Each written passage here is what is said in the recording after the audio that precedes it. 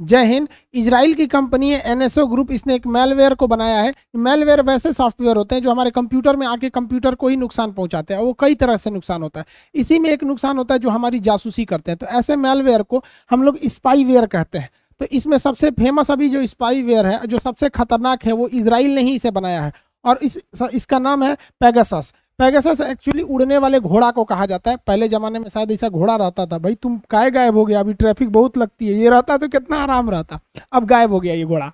तो ऐसे घोड़े को पेगासस कहा जाता है। तो इसी के नाम पर मतलब उस सॉफ्टवेयर को बनाया गया है। इजराइल की कंपनी का कहना है कि इस सॉफ्टवेयर के मदद से उसने कई ऐसे आतंकवादियों की सीक्रेट चीज़ों को पता करके आतंकवादी घटनाओं को अंजाम देने से रोका है, जो काफ़ी अच्छी बात है। अब ये किसी भी चीज़ के कुछ पॉजिटिव और कुछ निगेटिव एस्पेक्ट्स होते हैं। ये इतना खतरनाक है कि एंड्रॉयड और iOS यानी दोनों पर काम करता है। ऐसे कहा जाता है कि iOS यानी आईफोन वाला चीज़ें थोड़ी ज़्यादा सिक्योर होती है एंड्रॉयड की तुलना में, ये किसी को नहीं छोड़ता है। और ये एकदम सिंगल क्लिक पर आपको लोड हो जाता है। मतलब आपके पास एक मेल आएगा और उस पर अगर आप क्लिक करते हैं तो वो ऑटोमेटिक आपके सॉफ्टवेयर को वो पूरा अपने ऊपर ले लेगा। लेकिन क्या हुआ, ये इससे भी एक कदम आगे है। अब ये लोग क्या करते हैं, व्हाट्सएप पे एक मिस्ड कॉल देते हैं। वो मिस्ड कॉल आएगा आपके पास, आप देखेंगे किसका नंबर है, आप देख भी नहीं पाएंगे, खटाक से मिस्ड कॉल आएगा, उसका डिलीट हो जाएगा। वो आया कि आपके मोबाइल में गया और उसके बाद से वो कॉल लॉक से उसको डिलीट कर देगा, तो आपको पता भी नहीं चलेगा कि आपका मोबाइल जो है वो पेगासस नाम के स्पाईवेयर से इफेक्टेड हो गया। अब ये पेगासस आपके पूरी मोबाइल को देख लेगा, आपके मोबाइल में क्या क्या है, किसका कॉन्टैक्ट नंबर है, कब कौन मेल किया, कितनी गैलरीज में फोटो है, ऑडियो रिकॉर्डिंग किसका किसका किए हैं, फिंगर लॉक लगाए हैं कि नहीं, कितनी ईमेल आईडी है, ये सारा का सारा चीज आप ही के मोबाइल से वो लिया, आप ही का नेटवर्क यूज करके वो भेज देगा इजराइल या उस कंपनी को, एनएसओ जो कंपनी है उसे भेज देगा। इससे खतरा किस बात का है समझिए ध्यान से, ये हर चीज को आपको ध्यान में रखता है। ये माइक ऑन कर सकता है। अमूमन क्या होता है, जहां बड़े बड़े ये बातें होती हैं सीक्रेट, तो लोग कहते हैं ना कि भाई फोन पे क्या बताएंगे, मिलिएगा तो बोलेंगे, ये वही काम आता है।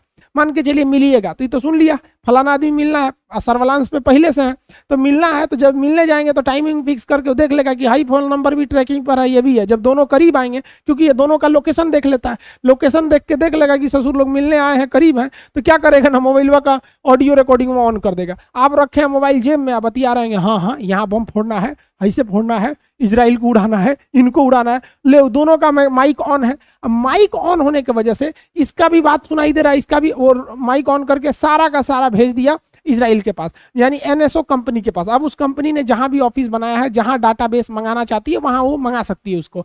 ये आपके मोबाइल का कैमरा भी एक्सेस कर सकती है, कैमरा को ऑन कर लेगा ये सॉफ्टवेयर। अब अमूमन कैमरा को ऑन करके ना, कैमरा से जितनी भी फोटोज खींचे रहेंगे उस गैलरी के थ्रू उसको सारे इमेजेस डॉक्यूमेंट्स आपका भेज देगा। आपका कॉल लॉग, किसको किसको कॉल करते हैं, इवन आपको पता भी नहीं चलेगा, आपके नंबर से किसी दूसरे को मैसेज भी चला जाएगा या कॉल भी जा सकता है वहां पर, और आपको पता ही नहीं चलेगा। आप सो रहे हैं आराम से, किसी को मैसेज जा रहा है, किसी को ईमेल जा रहा है, चैट जा रही है, अलग अलग चीजें हो सकती है। और इसमें सबसे खतरनाक क्या चीज हो जाता है कि जब आप कभी अपने मोबाइल में फिंगरप्रिंट लगाते हैं, तो आपका मोबाइल को तो पता होता है ना कि आपकी फिंगरप्रिंट क्या है आपका, क्योंकि वो तो सेव किया रहता है। अब ये सॉफ्टवेयर जो है पेगासस, ये आपका फिंगरप्रिंट जो इस मोबाइल में है उसे भी हैक करके भेज देता है कि फलानी आदमी का फिंगरप्रिंट है। अब आप रहिए चाहे मत रहिए, वही फिंगरप्रिंट वहां मार देगा। अगर आपका लॉक से भी कोई सिस्टम रहेगा, मान के चलिए कोई बहुत बड़ा सेना अधिकारी है और उसके फिंगरप्रिंट से ही कोई मिसाइल का हमला होना है, या कोई ऐसा आतंकवादी है जिसपे उसका फिंगरप्रिंट का लॉक है, तो उसका मोबाइल हैक हुआ तो उससे फिंगरप्रिंट निकाल के इजराइल के पास है, उसका फिंगरप्रिंट लगा के उसको डिफ्यूज भी किया जा सकता है। कॉल पर क्या बात कर रहे हैं, क्या चीज हो रहा है, सारी चीजों को डिटेल यहां से निकाला जा सकता है। अब इसी में हो गया भाई साहब, हमारे जो पड़ोसी देश हैं ये इमरान चचा को, अब इसके पास 4 मोबाइल है इमरान खान के पास, और 3 पत्नियां हैं, तो एक एक मोबाइल अपनी पत्नियों के लिए रखा है भाई साहब, और एक मोबाइल जो बच गया ये बैंड पार्टी वाले के लिए रखा है, इसका सेना प्रमुख है, इसी से बात करता है। तो 4 मोबाइल में से एक मोबाइल का ये सबसे ज्यादा यूज करता था, बाकी 3 पत्नी, आप पाते पत्नी सबको कितना फोन करता होगा, टाइम कितना है बुढ़ौती में इसके पास। तो जिस मोबाइल से सबसे ज्यादा यूज करता था वो इंटरनेशनल बातें करता था, या फिर विदेशों में, या फिर अपने सेना प्रमुख से, इवन अपने संसद के मंत्रियों से, अलग अलग नेताओं से, वही फोन सबसे ज्यादा ट्रेस किया गया। और पाकिस्तान का कहना है कि ये इजराइल की एनएसओ कंपनी द्वारा बनाया गया पेगासस सॉफ्टवेयर की मदद से भारत ने इसकी स्पाइंग की है, और इस स्पाइंग की मदद से भारत ने पाकिस्तान को बहुत बेहतरीन ढंग से थूर दिया है। कैसे थूरा है, क्योंकि बहुत समय से ही इमरान खान की मोबाइल ट्रेस सर्विलांस पे चल रही थी, और इसमें सरकार को पता चल गया था कि अगर ये एयर स्ट्राइक करते हैं तो पलट कर पाकिस्तान की सेना जवाब नहीं देगी, क्योंकि प्रधानमंत्री और सेना के बीच की बात होती होगी तो पूछते होंगे इमरान खान उससे, सेना प्रमुख से, कि स्ट्राइक कर दिया, एयर स्ट्राइक, F-16 गिर गया यहाँ पर, अब क्या करना है, अभिनंदन यहीं पे छोड़े कि नहीं छोड़े, तो कहा छोड़ दीजिए महाराज नहीं तो बवाल हो जाएगा। तो भारत सरकार को पहले से पता था कि उनकी औकात क्या है। इसी को देखते हुए एयर स्ट्राइक हुआ, सर्जिकल स्ट्राइक हुआ, 370 में से इन लोगों को डिब्बा में बंद कर दिया, डिब्बा में नहीं बंद किया, क्या बोलते हैं लोग उसको, अरे डिब्बा में बंद, घरे में बंद कर, नजरबंद कर दिया, अरे वही डिब्बा में बंद किया। नजरबंद मतलब किसी दूसरे से मिलने नहीं दिया जाता है। इन लोग को लगता था कि ये कश्मीर को स्वतंत्र देश बना लेंगे। क्या हाल चले चाचा आप लोग का, ठीक ठाक है लोग कि नहीं, चलिए कोई बात नहीं। ये लोग पाकिस्तान के भरोसे कूदते थे। पाकिस्तान इमरान खान को फोन करेंगे हम कश्मीर को बर्बाद कर देंगे, तो इमरान खान कहेगा तुम आगे बढ़ो हम तुम्हारे साथ हैं। लेकिन इमरान खान फोन कहाँ करेगा, अपने सेना प्रमुख को, वो कहेगा हे महाराज मरने दीजिए ससुरन को, छोड़ दीजिए वहां पे 370 हटता है, हटने दीजिए। तो भारत सरकार को तो पता है ना कि ये झंडू जिनके दम पर कूद रहे हैं, उनका जो अपना सेना प्रमुख है वो खुद इनका साथ नहीं देगा, इसलिए 370 इतना इजिली हटा। हमको तो लगता है कि 370 को हटाने में उतना ही मेहनत लगा जितना केक काटने में लगता है, क्योंकि गवर्नमेंट को पहले से पता था। अब इजराइल का लिखिए, बिहार में कहा जाता है ना, एक नहीं एगो डायलॉग बोलते हैं, कह के लेंगे, यही काम कर दिया इजराइल ने। ये लोग है मुंह बंद कर ससुर तुराई बरस नहीं किया, देख रहे हैं दांत में खोला है, चिल्ला कौन चिल्ला, अभी सब बात नहीं बताएंगे क्या क्या तुम्हारा। देखो ये बेचारा डर गया, इसको क्या लग रहा है कि हम इन सब वाला भी बतिया लीक कर देंगे।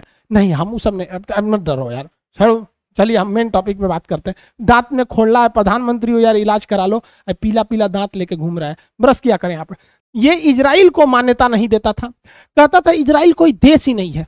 और इसकी हद थेथरई देखिए कि इसने अपने पासपोर्ट पे बाकायदे लिखवाया था कि this passport is valid for all countries of the world, पूरी दुनिया के वर्ल्ड के लिए ये वैलिड है, एक्सेप्ट इजराइल, इजराइल को छोड़ के, क्योंकि हम इजराइल को कोई देश ही नहीं मानते हैं। तो यूएनओ में ये इजराइल को कोई देश ही नहीं मानते हैं। अब इन लोग की जल गई है, क्योंकि इनका कहना है कि इजराइल की जो पेगासस है एनएसओ कंपनी है, उसी के थ्रू हमारे प्रधानमंत्री का खुफिया जानकारी लीक किया गया है, हम इस पर केस करेंगे। तो केस करने जाएंगे तो यूएनओ में पूछेगा कि किस देश पर करना है, तो कहेंगे कि इजराइल पे।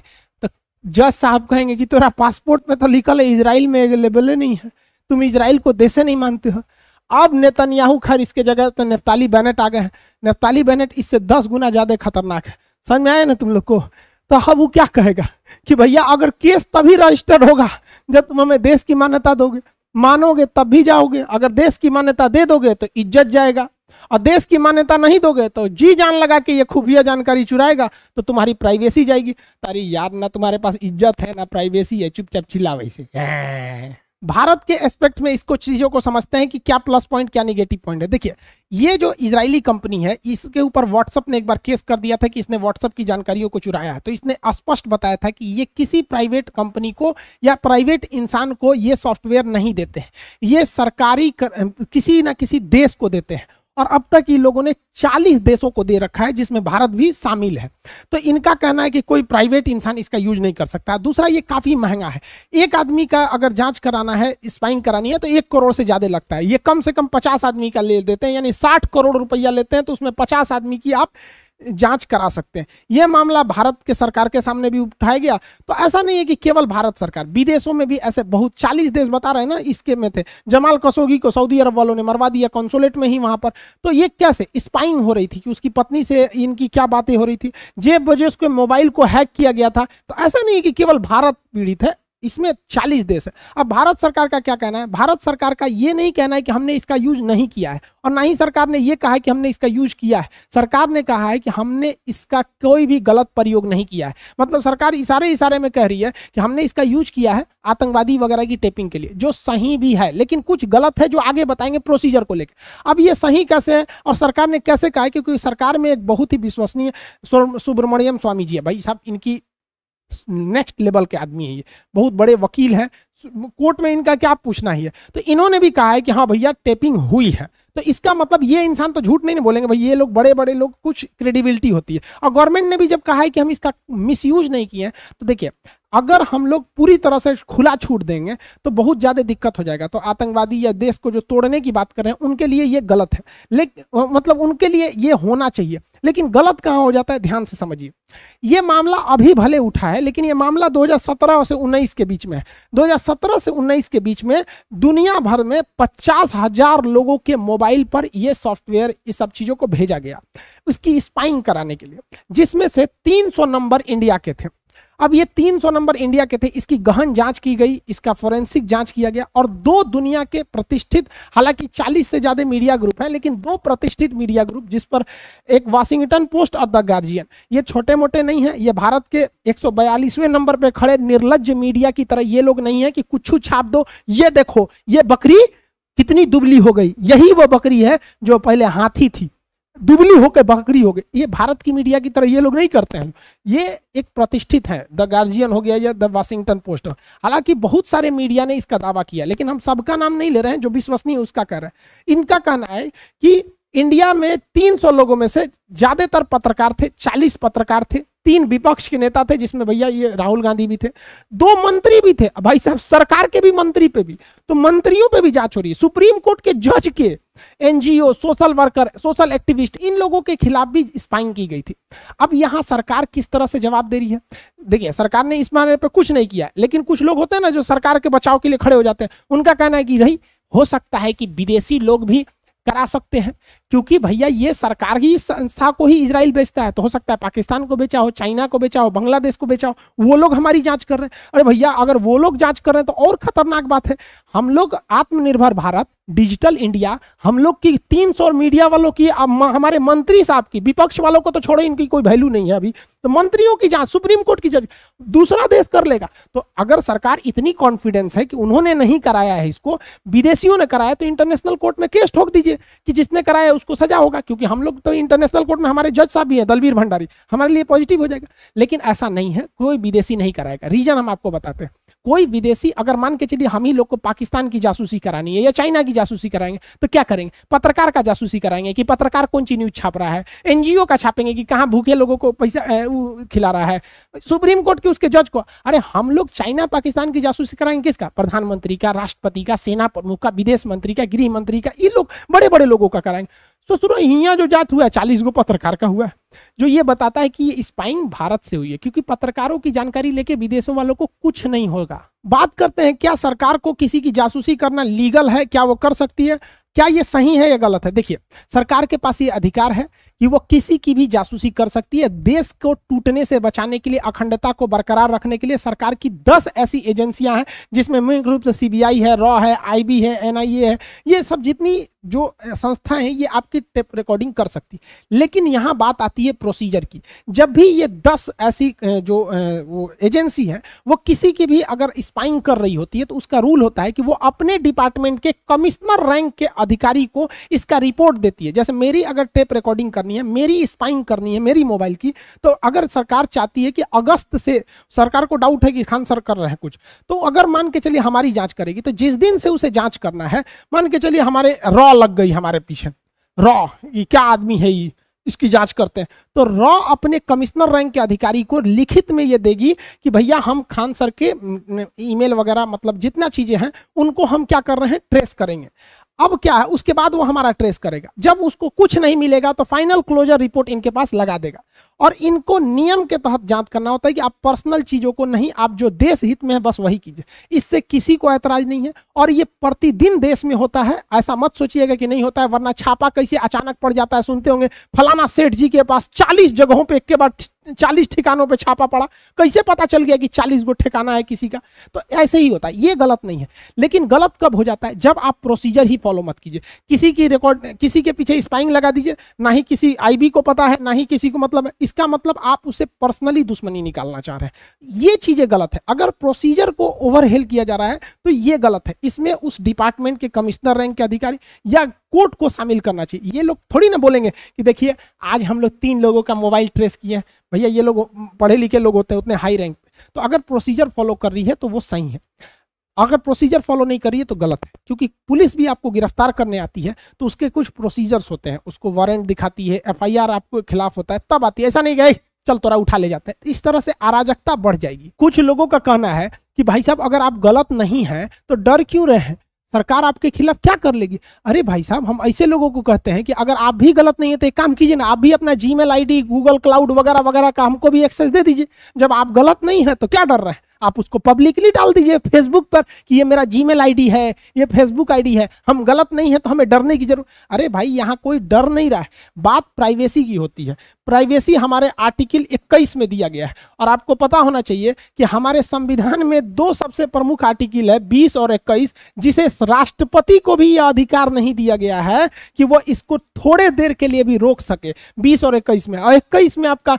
प्राइवेसी का अधिकार है। तो देखिए प्राइवेसी बहुत मायने रखती है। अगर आपको किसी गलत नहीं, एक अच्छे इंसान की भी प्राइवेसी की पता चल जाएगी ना, तो आप उस अच्छे इंसान को गलत बना सकते हैं। मान के चले कोई हस्बैंड वाइफ है, तो हस्बैंड वाइफ होना कोई अपराध थोड़ी है, एक खुशहाल जिंदगी है। अब हस्बैंड वाइफ अपने फोन पर क्या बात कर रहे हैं, आप स्पाइंग करके उनकी बातों को रिकॉर्ड कर लीजिए। अब वो बेचारे कहीं घूमने गए, कैसा फोटो खींचे कैसा नहीं फोटो खींचे, आप उनकी स्पाइंग करके गैलरी से वो फोटो निकाल लीजिए। वो बेचारे अपने जगह पे अच्छे थे, अब आप उनकी प्राइवेसी में इंटरफेयर करके अब आप उनसे गलत काम करा सकते हैं। मान के चलिए कि ये हस्बैंड वाइफ पत्रकार थे और जैसे कि 40 पत्रकारों पे ऐसा बताया जा रहा है, हालांकि ऑथेंटिक जानकारी किसी के पास नहीं है। अब इनकी कुछ कॉल डिटेल्स आपस में बात किया गई या कुछ फोटोज आ गए। अब बेचारे ये गलत नहीं है, बट ये अपनी प्राइवेसी को बचाने के लिए इनको ब्लैकमेल किया जा सकता है। कैसे, किसी लड़की का फोटो खींच लीजिए, अब वो बेचारी अपराधी थोड़ी है, लेकिन वो अपनी निजता को बचाने के लिए आपके इशारों पर काम करने के लिए मजबूर हो जाती है।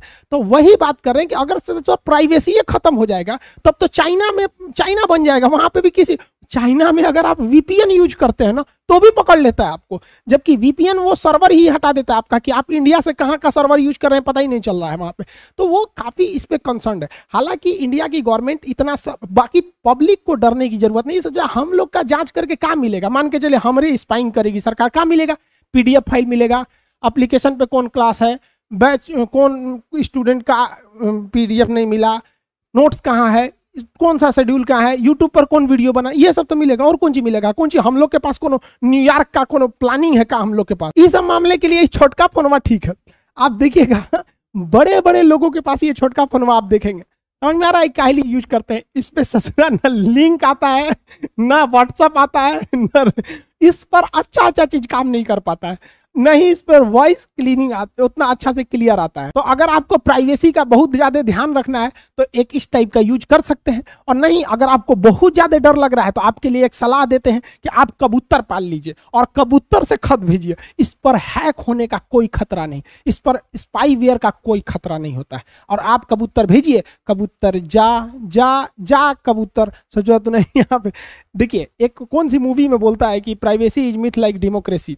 तो अगर आप ऑनलाइन दुनिया में आ गए हैं तो आपकी प्राइवेसी बहुत कम चांसेज है कि बच सकती है। हर जगह आप कहीं ना कहीं रिकॉर्ड हो रहे हैं, आप गूगल खोल रहे हैं, फेसबुक खोल रहे हैं, आपकी एक्टिविटीज हर जगह रिकॉर्ड हो रही है। आप कहाँ जा रहे हैं ससुरा गूगला को पता रहता है वहां पर हर चीज, तो इसमें भी नहीं। लेकिन हाँ, ये प्राइवेट जो गवर्नमेंट करती है प्रोसीजर के थ्रू, नॉन प्रोसीजर तो गलत है, प्रोसीजर के थ्रू करती है तो बहुत अच्छी बात है। अगर ये चीजें पहले हुई रहती तो शायद हम मुंबई हमले जैसे ताज होटल में जो हमला हुआ वैसे हमले या संसद हमले को रोका जा सकता था। तो खैर टेक्नोलॉजी जैसे जैसे आती है उसका सदुपयोग करिएगा। हर सिक्के के दो पहलू होते हैं। आई होप आप इसे समझ गए होंगे। बहुत ज्यादा आम इंसान को डरने की जरूरत नहीं है, बहुत वीआईपी लोग या फिर जो देश को तोड़ रहे हैं उनके लिए ये खतरा है। मिलेंगे नेक्स्ट क्लास में। जय हिंद।